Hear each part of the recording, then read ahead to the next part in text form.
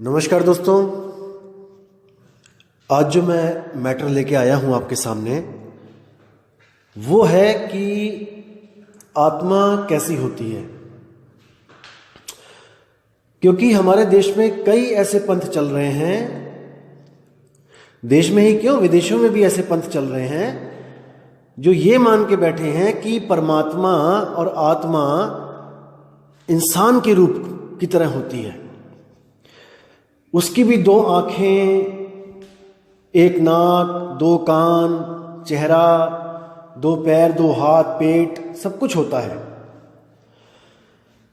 और कुछ पंथ तो उसमें पर लगा देते हैं, पंख, जैसे चिड़िया के पंख होते हैं, और उसको एंजल घोषित कर देते हैं कि वो एंजल्स हैं, परियां हैं।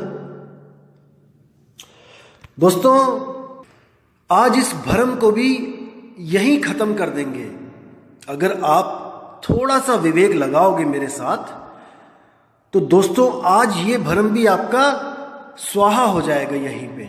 और आज के बाद आप कभी नहीं बोलोगे कि आपकी आत्मा एक आदमी के शरीर की या एक औरत के शरीर की है, जिसको हंस हंसिनी भी बोल देते हैं कबीर पंथियों में भी।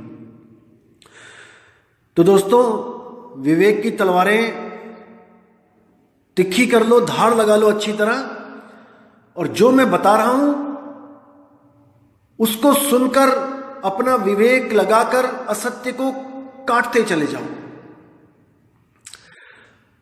एक भी ऐसा जाल ना बचे आज जो आपको कभी भी भ्रमित कर पाए। कोई ऐसा गुरु ना बचे जो आपको भ्रमित कर डाले आपको आत्मा और परमात्मा के नाम पे। तो दोस्तों, बात शुरू करेंगे इस दुनिया के सबसे बड़े धर्म से। इस पूरी दुनिया में सबसे बड़ा जो धर्म है उसकी बात करेंगे। उसके अनुसार क्या बोला गया कि परमात्मा ने 6 दिन में सृष्टि पैदा करी। 6 दिन लग गए सृष्टि पैदा करने में, और 7वें दिन वो तख्त पे जा विराजा। सबसे बड़ा धर्म जो है यहाँ का, इस दुनिया का, उसकी ये मान्यता है। यानी कि उसने भी अपने परमात्मा को इतना कमजोर घोषित कर दिया कि एक छोटी सी दुनिया जो परमात्मा के आगे कुछ भी नहीं है, उसको वो एक पल में बना सकता है। पल से भी 1000वां करोड़वां हिस्सा उतने में बना सकता है, लेकिन उसको 6 दिन लग गए इस दुनिया को बनाने में। सोचने वाली बात है दोस्तों। परमात्मा एक पल में सब कुछ कर सकता है, लेकिन इस दुनिया को बनाने में 6 दिन लग गए। और दोस्तों, उसी ग्रंथ के हिसाब से इंसानों ने भी क्या किया, उस देश के जहां पर ये पंथ चल रहे हैं, धर्म चल रहे हैं, उन्होंने भी ये घोषित कर दिया कि जब परमात्मा 6 दिन काम करके 7वें दिन आराम करता है तो हम क्यों नहीं कर सकते, हम क्यों ना करें, हम तो इंसान हैं। इसलिए उन्होंने 6 दिन काम करके 7वें दिन को संडे घोषित कर दिया, आराम का दिन। 6 दिन काम किया, Monday, Tuesday, Wednesday, Thursday, Friday, Saturday, और वो भी 7वें दिन संडे को अपने तख्त पे जा विराजे, अपने बिस्तरों पे मजे से सोए, पूरा दिन को डिस्टर्ब ना करे। क्योंकि जब परमात्मा को रेस्ट करने की जरूरत पड़ गई तो हम तो इंसान हैं। और दोस्तों, जहां पर भी इस धर्म ने अपने पैर पसारे, वहां पर 6 दिन के बाद एक छुट्टी घोषित करी सरकारी, कि उस दिन कोई भी किसी को काम करने को नहीं बोलेगा। वरना उस धर्म से पहले हर आदमी रोज काम करता था, चाहे वो कोई नौकरी करता था, चाहे वो कोई बिजनेस करता था, लेकिन वो रोज काम करता था, छुट्टी कुछ नहीं होती थी। लेकिन इस धर्म ने जब पांव पसारे तो हर जगह एक ऑफिशियल छुट्टी दी गई। अब वही धर्म क्या कहता है कि आदम और हव्वा परमात्मा के पास रहते थे मनुष्य रूप में, और उन्होंने एक ऐसा फल खा लिया जिसको खाने के बाद उनको इस दुनिया में आना पड़ा। दोस्तों, सबसे बड़ी गलती तो परमात्मा की हुई, जिसने ऐसा पेड़ अपने स्वर्ग में स्थापित किया। बिना परमात्मा के हुक्म के वो पेड़ आया कैसे? 6 दिन की सृष्टि में जब सब कुछ परमात्मा ने बनाया तो उस पेड़ को बनाने की क्या जरूरत थी, जिसको खाने के बाद इतना बड़ा बदलाव आ जाएगा कि उसके परमात्मा के सारे जीव दुखी हो जाएंगे इस दुनिया में आकर, और उसको फिर अपने ही जीवों को बुलाने के लिए वापस खुद आना पड़ेगा या अपने पुत्र को भेजना पड़ेगा। कितना बड़ा भ्रम है देखो, क्योंकि किसी को नहीं पता ये दुनिया आखिर पैदा कैसे होगी, तो कोई ना कोई कहानी जोड़ दी जाती है कि ऐसे खाया है तभी ऐसे पैदा हो गए। क्योंकि दुनिया पूछेगी ना कि ये दुनिया कैसे पैदा हो गई है। दुनिया का तो सवाल है कि अगर परमात्मा ने ये दुनिया बनाई है और परमात्मा ही वापस इस दुनिया से निकालने के लिए आता है, तो भाई बनाई क्यों है। इसलिए यहां पर परमात्मा को बेकसूर साबित करने के लिए और अपनी गलती घोषित करने के लिए, इंसान की गलती घोषित करने के लिए ये कहानियां गढ़ दी जाती हैं, मढ़ दी जाती हैं आप लोग के ऊपर। और इन्हीं कहानियों को सत्य मानकर आप अपना विवेक साइड में रख देते हो और इन्हीं कहानियों पे यकीन करके अपना जीवन बर्बाद कर लेते हो। और दोस्तों, ये सब धर्म जितने भी हैं ये सब यही मानते हैं कि आत्मा, जो जीव आत्मा होती है, वो इंसानों की तरह ही होती है, और वो स्वर्गों में जब होती है तो एक परियों की तरह होती हैं, उनके पंख लगाते हैं और वो बहुत ही प्रकाशित देह होती हैं, लाखों करोड़ों सूरज चमक रहे होते हैं उनके शरीरों में। ऐसा ही ये लोग मानते हैं। दोस्तों, विवेक लगाने की कोशिश करना थोड़ा। हमारे भारत में भी ऐसे कई पंथ चल रहे हैं जो ये मानते हैं कि परमात्मा साकार है, हम भी साकार हैं और परमात्मा भी साकार है। ऐसे पंथों को तत्वदर्शी संत चलाते हैं, ऐसे पंथों को जो ये कहते हैं कि आप भी एक इंसान की तरह हो और परमात्मा भी एक इंसान की तरह है, आप दोनों में समानता है कि आप दोनों आदमी की तरह दिखते हो। अब दोस्तों, उनकी बुद्धि का लेवल आप देखना, चेक करना कि कितनी बुद्धि है उनमें। ये तो उन्होंने वो बात कर दी, समझना इस बात को, मैं आपको समझाता हूं अच्छी तरह। जैसे अभी तो हम इंसान हैं, तो हमारी सोच यही तक सीमित है कि हमारी आत्मा भी इंसान जैसी होगी, वो भी साकार रूप में होगी। लेकिन दोस्तों, आपको पता है कि हम 84 भूगत के आए हैं, तो यानी कि जब हम लोग हाथी थे तो हमारी आत्मा भी हाथी जैसी थी, उसके बड़े बड़े कान थे और उसकी पूंछ भी निकल आई थी, बड़े बड़े पैर थे। और जब हम भालू बन गए तो हमारी आत्मा भालू जैसी बन गई, बड़े बड़े दांत आ गए। और जब हमारी आत्मा चींटी में थी तो हमारी आत्मा के 6 पैर आ गए और चींटी जैसी हो गई। ये तो वो बात हो गई। ये संत तो ऐसा समझ रहे हैं। दोस्तों, ऐसा बिल्कुल नहीं है। आपको मैं उदाहरण देता हूं, आप बहुत समझदार हैं, मुझे पता है कि आप में कोई कमी नहीं है, लेकिन आपको मूर्ख बनाने वाला आपसे ज्यादा शातिर है, इसलिए आप मूर्ख बन गए हो। लेकिन दोस्तों, अब नहीं बने रह पाओगे। मैं आज वादा करता हूं आपसे कि सारे भ्रम ये साकार के आज आप खत्म कर दोगे, अगर आप विवेकी हो तो। अगर आप विवेकी नहीं हो दोस्तों, फिर मैं क्षमा मांगूंगा आपसे कि मैं आपकी कोई मदद नहीं कर सकता। तो दोस्तों, बात चल रही थी आत्मा साकार की। ये तो वो बात हो गई दोस्तों, जैसे आप जानते हैं कि इस दुनिया में जितने भी वाहन हैं, चाहे वो साइकिल है, चाहे वो मोटरसाइकिल है, चाहे वो कार है, चाहे वो ट्रक है, चाहे वो जीप है, चाहे वो पानी का जहाज है, चाहे वो हवाई जहाज है, चाहे वो रॉकेट है, उन सबको चलाने वाला ड्राइवर इंसान है, आदमी है। वो जिस गाड़ी में बैठ जाए उस गाड़ी को चला सकता है, लेकिन इसका मतलब ये नहीं कि उसका रूप भी उस गाड़ी जैसा हो जाएगा, कि वो जिस दिन मोटरसाइकिल चलाएगा तो वो आदमी नहीं रहेगा, वो मोटरसाइकिल जैसा हो जाएगा। कि जिस दिन वो हवाई जहाज चलाएगा वो ड्राइवर, तो वो हवाई जहाज जैसा हो जाएगा।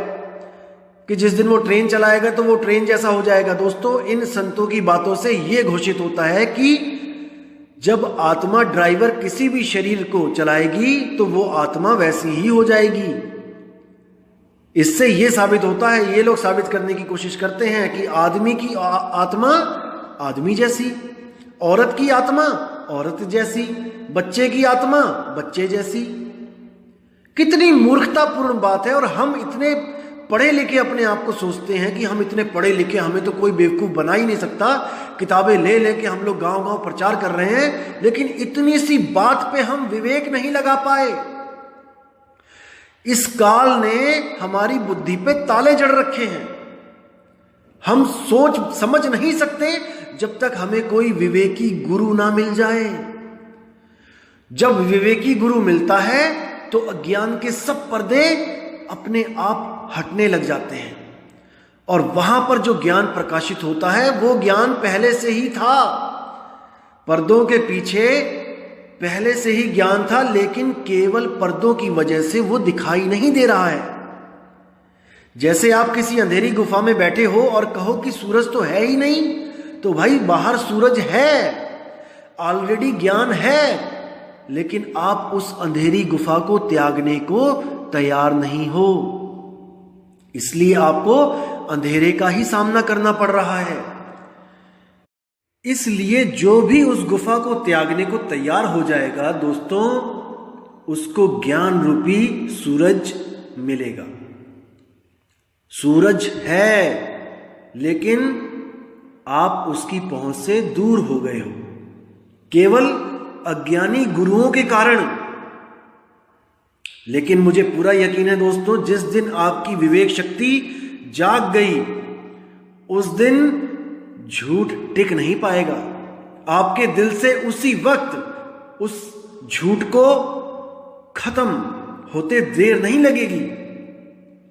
लेकिन आप विवेक करो, विवेक की तलवारों से अज्ञान को काट दो, अपनी जंजीरों को तोड़ दो और सत्य को समझने की कोशिश करो। ऐसा नहीं है कि वो समझ नहीं आएगा, बच्चा भी समझ सकता है सत्य को, लेकिन पुरानी रीति रिवाज, पुराना ज्ञान इतना चढ़ा रखा है हम लोग के ऊपर कि हम लोग वो सुनना चाहते हैं जो हमें ऑलरेडी पता है, वरना हमारे अहंकार को ठेस लगती है कि अरे इतनी सी बात मैं क्यों नहीं समझ पाया।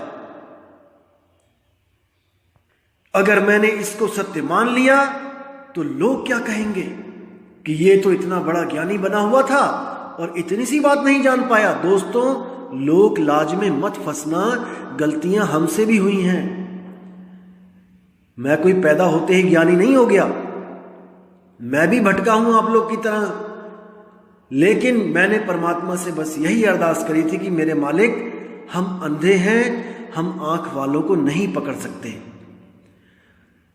तुम ही ऐसा कोई रास्ता बता देना, तुम ही हमारा कोई हाथ पकड़ लेना ताकि हम आपको महसूस कर पाएं, नहीं तो हमारे बस की बात नहीं है आप तक पहुंचना। सतगुरु बड़े दयाल हैं जो भेद दिया बतलाए, कोटि जन्म का पंथ था पल में दिया पहुंचाए। वो मालिक बहुत दयाल है, लेकिन दोस्तों वो केवल विवेकियों को मिलता है, अविवेकी उसको प्राप्त नहीं कर सकते। वो इसी नाशवान संसार को सुशोभित करते हैं, बार बार पैदा होकर और मरकर यहीं पर आते हैं बार बार घूम के, और इस दुनिया को हरा भरा करते हैं, कभी पेड़ बन के कभी पौधे बन के। तो दोस्तों, विचार करना है, कभी भी असत्य को त्यागने में संकोच नहीं करना है। और इस दुनिया में कोई भी ज्ञान मिल रहा हो दोस्तों, सबसे पहले उसको समझना है। ज्ञान समझने से कभी किसी का नाम नहीं खंडित होता। दोस्तों, अगर ज्ञान समझने से नाम खंडित हो जाए तो आपके गुरु के पास कौन आए। अगर सब गुरु ये बोलने लग जाएं कि किसी और का ज्ञान सुनने पर नाम खंडित हो जाता है, किसी और के सत्संग में बैठने मात्र से नाम खंडित हो जाता है, तो आपके सत्संग में कौन बैठेगा आके। दोस्तों, ऐसा नहीं होता है। कबीर साहब ने क्या बोला है, आओ संतों मेला कीजिए। सब संतों को बोला मेला करो, आ जाओ ज्ञान चर्चा करो। आओ संतों मेला कीजिए, खाली है तो भर भर लीजिए। अगर कुछ कमी रह गई है ज्ञान में, उसको पूर्ण करो, क्योंकि हम यहाँ पर कोई इनाम लेने नहीं आए कि मैं ज्ञानी की तू ज्ञानी। हम यहाँ पर अपने ज्ञान को पूर्ण करने के लिए आए हैं कि अगर मैं अधूरा हूं तो मुझे कोई ऐसा मिल जाए जो मेरे ज्ञान को पूर्ण कर दे। उसमें अहंकार भाव नहीं होना चाहिए, क्योंकि उस ज्ञान पूर्ण से ही हमारा मोक्ष होगा। मुद्दा मोक्ष होना चाहिए, मुद्दा इनाम नहीं होना चाहिए कि मैं यहां पे सबसे बड़ा ज्ञानी हूं। अगर मुझ में कोई कमी है तो आप मेरी कमी को भी पूरा करो, मैं झोली फैला के बैठा हूं आपके सामने।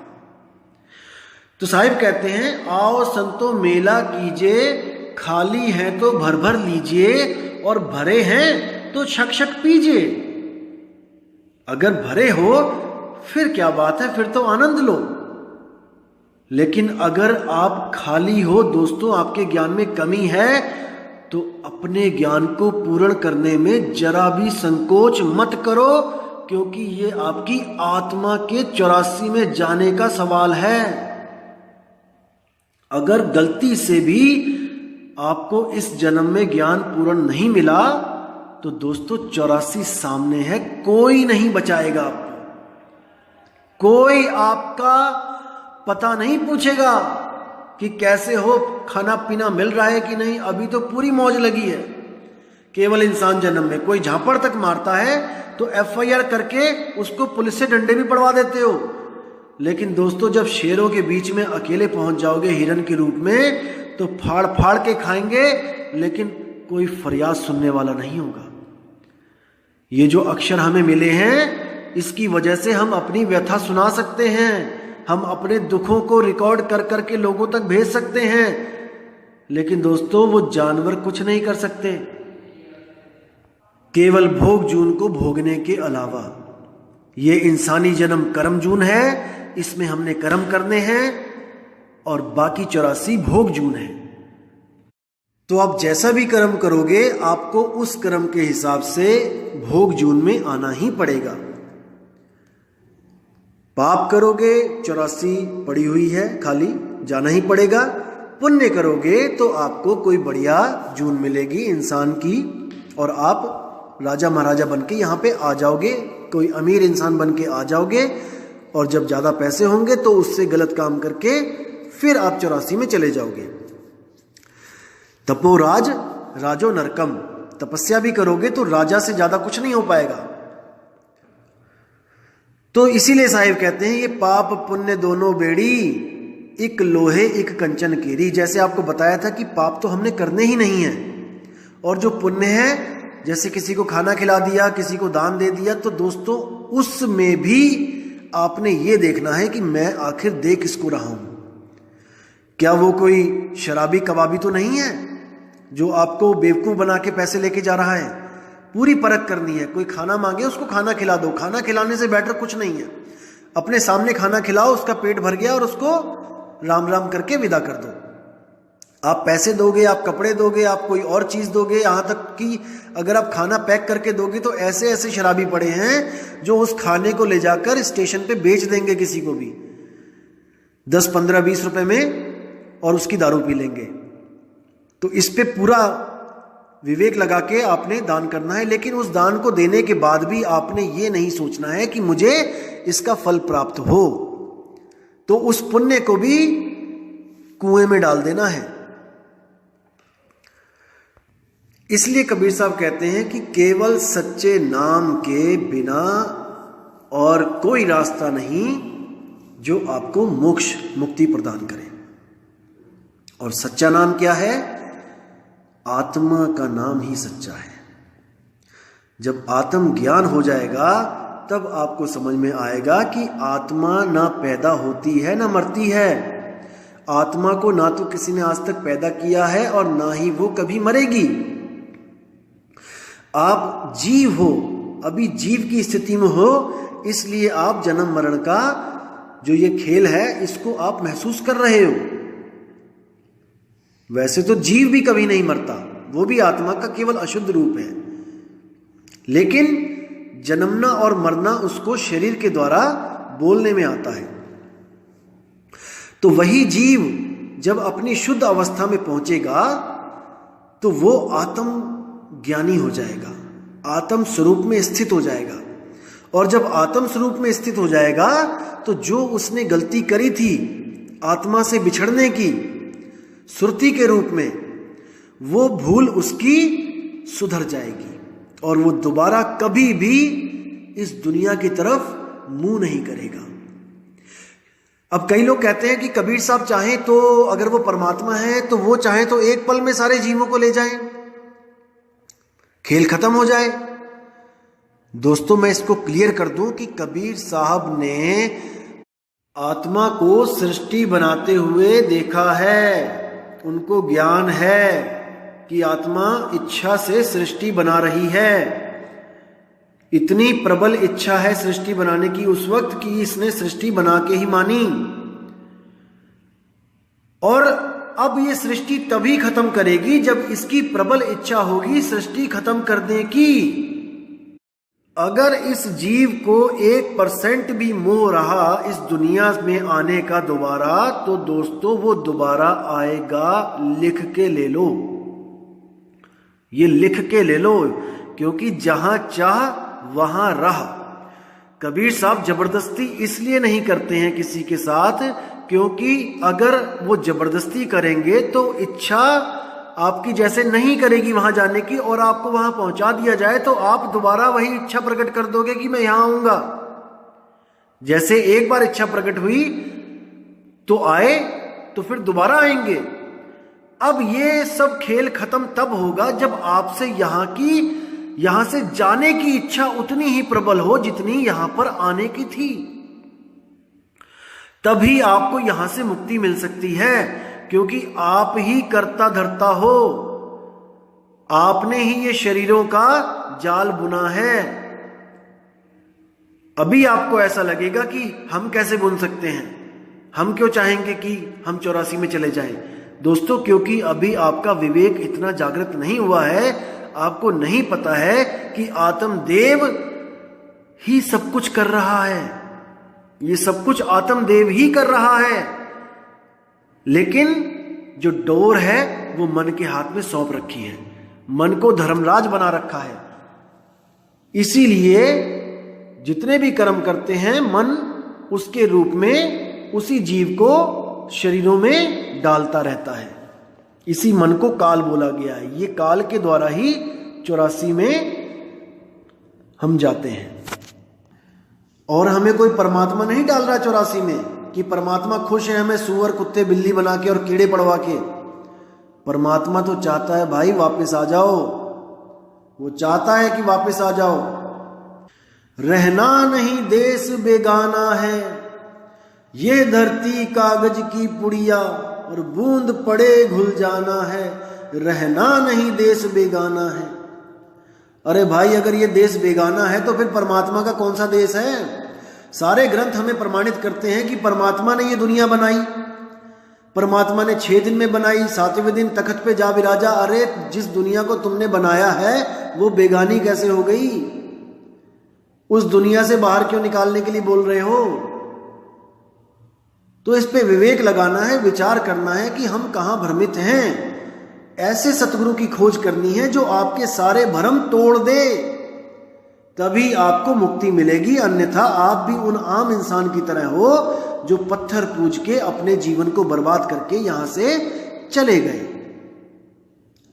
दोस्तों अगर विवेक मिला है, अगर परमात्मा की दया से आपको इतना समझ में आ गया है कि गुरु धारण करने से मोक्ष होता है, मुक्ति होती है, तो दोस्तों सतगुरु और नकली गुरु में फर्क जानना भी सीखो, तभी बात बनेगी। नहीं तो आपने गुरु धारण किया या ना किया एक बराबर है।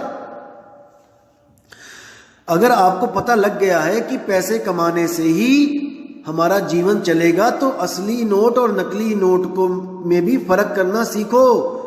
वरना सारी उम्र मेहनत करके जो पैसा मिलेगा वो नकली नोटों में मिल गया तो कुछ भी नहीं मिलेगा, आपको जीरो है। तो इसको समझना पड़ेगा दोस्तों। मेरा इसमें कोई फायदा नहीं हो रहा है कि मैं यहां पे आपको चीख चीख के समझा रहा हूं। मैं अपना भी एनर्जी वेस्ट कर रहा हूं, लेकिन मुझे आपकी चिंता है, क्योंकि मैं आप लोगों से प्रेम करता हूं, क्योंकि आप लोग भी मेरे भाई बहन हो। आप में और मुझ में कोई फर्क नहीं है।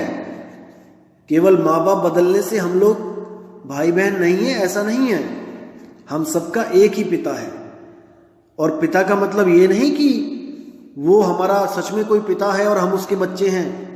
आत्मा का ना तो कोई बाप है ना कोई बेटा। लेकिन हम उसको भाव रूप में, हम उसको भाव देते हैं कि वो हमारा परमपिता परमात्मा है। वैसे तो वो पिता भी नहीं है, उसको हम हर रिश्ते में तोल सकते हैं। तुम ही हो माता पिता, तुम ही हो बंधु सखा, तुम ही हो, सब कुछ तुम ही हो, क्योंकि तुम हमें उस कुएं से निकालना चाहते हो जिस कुएं में हम सब फंसे हुए हैं। अगर हम किसी कुएं में गिर जाएं और कोई हमें निकाले तो हम उसके पैरों में गिर गिर के कितना प्रेम करेंगे उससे, उसको अपना बाप तक बोल देंगे कि तेरी वजह से मेरा जीवन है। इसी तरह कबीर साहब हमारे बाप हैं, हम उसके बच्चे हैं।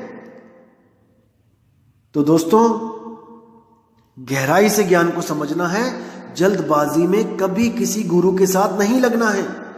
इसीलिए मैं आपको कह रहा हूं कि आप अभी अपने दिमाग से ये चीज निकाल दो कि मुझे गुरुजी का एड्रेस दो, मैं गुरुजी से मिलना चाहता हूं, मैं नाम लेना चाहता हूं। दोस्तों, कई आए और कई गए।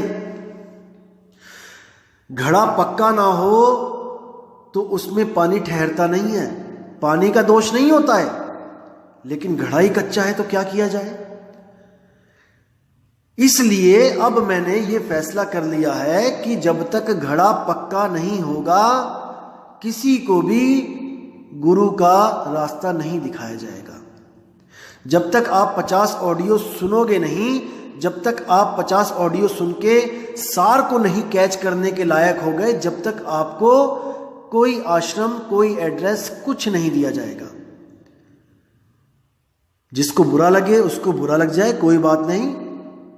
और जो समझ सकते हैं मेरी बात को, वो मेरे इस फैसले का अभिनंदन करेंगे, क्योंकि ये उनकी भलाई के लिए बोल रहा हूं मैं। दोस्तों, अगर टीचर बच्चों पे दया करके 10वीं के बाद सीधे उनको बीएससी की पढ़ाई यानी बीएससी की क्लास में बैठा देगी, उन पे दया करके जल्दबाजी में बच्चे का भला हो जाए, जल्दी कोर्स कंप्लीट हो जाए, दोस्तों बच्चा पास नहीं हो पाएगा।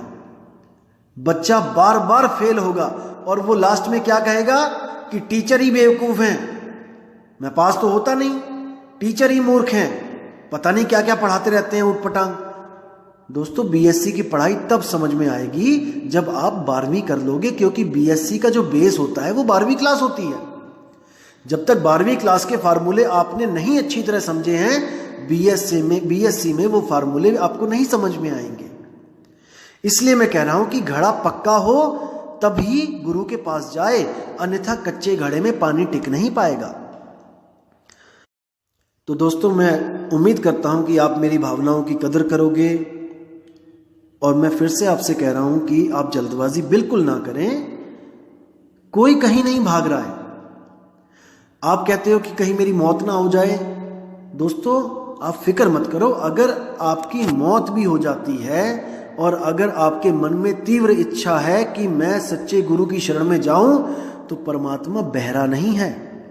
चींटी के पग नेवर बाजे तो भी साहिब सुनता है। और आप कोई चींटी नहीं हो, आप तो इंसान हो, परमात्मा की सबसे प्यारी चीज हो। परमात्मा जानवरों को जाके नहीं मिलता है, परमात्मा इंसानों को आके मिलता है। कितना प्यारा है परमात्मा को इंसान, आप नहीं समझ सकते, क्योंकि उसको पता है ये केवल एक जन्म है इंसान का। अगर इसको मैंने नहीं बताया तो ये दोबारा जन्मों जन्म 84 में गोते खाएगा। राम सिमर पछताएगा मन, राम सिमर पछताएगा। तो दोस्तों, पछताना नहीं है, विवेक करो, ज्ञान को समझो। मैं पूरी उम्मीद करता हूं कि आप समझ के एक सही रास्ता जरूर पकड़ पाओगे दोस्तों। तो इसी के साथ दोस्तों मैं विदा चाहता हूं, और अगली ऑडियो के साथ मैं आऊंगा जिसमें आपको अनमोल ज्ञान बताया जाएगा जो आज तक आपने कभी सुना तक नहीं होगा। ये कबीर साहब का ज्ञान है, कबीर साहब का मूल ज्ञान है।